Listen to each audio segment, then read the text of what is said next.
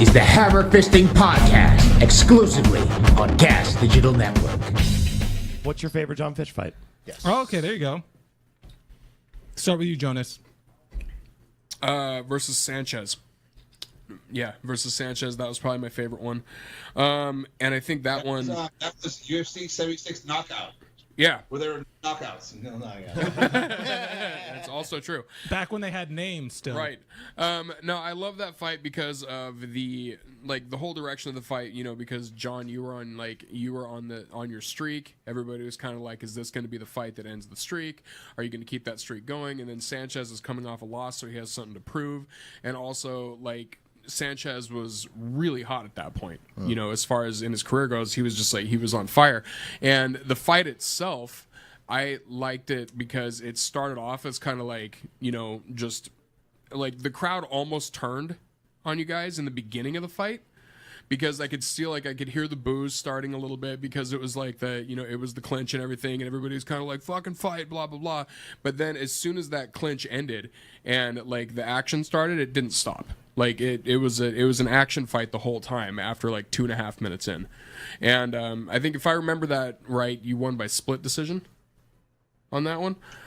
So it was close as hell too. Yeah, it was 30-27 and then 29-28 apiece. But Jon got the 30-27 from one judge. Yeah, that sounds about right. Fucking MMA judging. Yeah, seriously. Do you remember that fight vividly as far as just the intensity? Because Diego is real... I mean, I do this thing where I call it baiting, where I let people lock submissions up because I can pass their guard and do damage. And that can be a little dangerous because the judges don't know what the hell you're doing. They think, oh, he's squeezing something that's close to a submission. But nothing was ever close to anything. He only got what I gave him in order to do damage to him. Yeah, we keep bringing up, at least we brought it before, Khabib Nurmagomedov. Fitch was the originator of that style of just take someone down and just punish them and constantly moving, constant action. It just happens that sometimes you get assholes in the audience that don't know that he's actually, making moves on the ground and holding his guy down in a way where he's utilizing his wrestling, he's utilizing his jiu-jitsu, he's transitioning.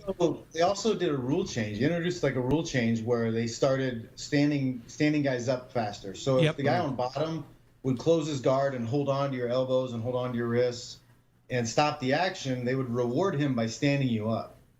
And to me, that was just the most ridiculous thing ever, because somebody is actively trying to stop the fight and they're being rewarded for it. That was one of the reasons I picked that fight too, is because Sanchez is coming off the Ultimate Fighter. He's coming off this hot streak and everything like that. And also, personally as a fan, I thought that fight should have been a unanimous decision. I didn't think it should have been a split, because in all reality... I think I got hit the whole fight.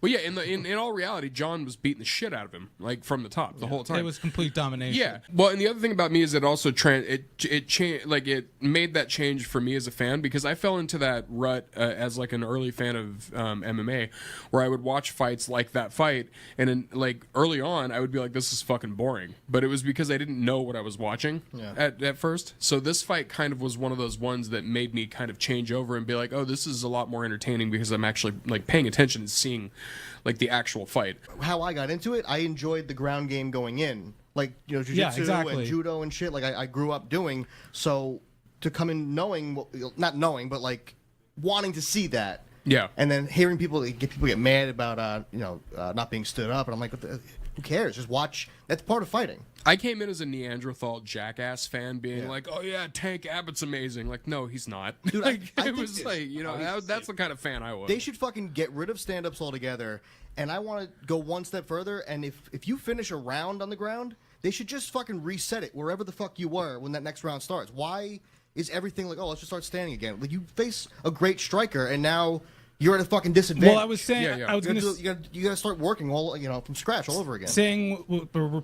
Reacting to what Jon Fitch was saying before about how they started standing guys up more when the guy on the bottom is the one just holding on for dear life. If at the very least, to respect the fact that one man is in a more dominant position, split them up and have the man in mount. Kind of start, when they start off where there's an infraction and they have to move them back. Yeah. After the doctor checks out one guy and then they move the one guy. He starts in mount and he's up and he's got the leverage. I mean, Jon, do you think that would be more fair? No, I think you can't interfere with the fight too much, but I think a yellow card, if the guy's guard's closed too long, Yeah. if the guy Like old gets pride warned, rules. Hey, we're gonna take a percentage of your purse. Yeah. You gotta start moving, start fighting, or we're taking money away. Because it comes to a point where you're just Really using. funny. Dude, I remember there was one in a Pride. Quentin Rampage Jackson, he got fined with a yellow card, and you could see that he did the dollar signs in his head. He gave the card, and he went like, fuck. Like, you could tell he was like, oh, man, I'm going to have to, one of my kids is going to have less cereal. Yeah, man. That even over the taking a point away. In boxing, if you keep, punching the clinch, keep holding on to the guy, after a while, they'll take a point away. Instead of a yellow card, they should just give them one allowable soccer kick. Oh, God. There you go. Or head stomp. Yeah. You get one soccer kick or one head stomp. Yeah. Every ref should just carry a cattle prod.